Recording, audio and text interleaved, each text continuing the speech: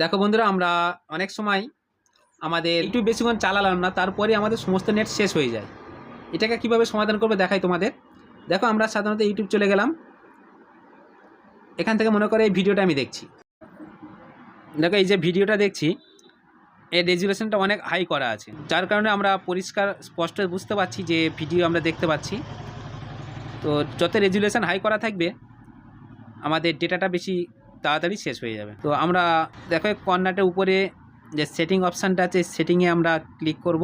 সেটিংয়ে ক্লিক করার পরে দেখো কোয়ালিটি এসছে। কোয়ালিটি দেখো 1080 করা আছে, এটাকে আমরা কমিয়ে দেবো। অ্যাডভান্স সেটিংয়ে ক্লিক করব।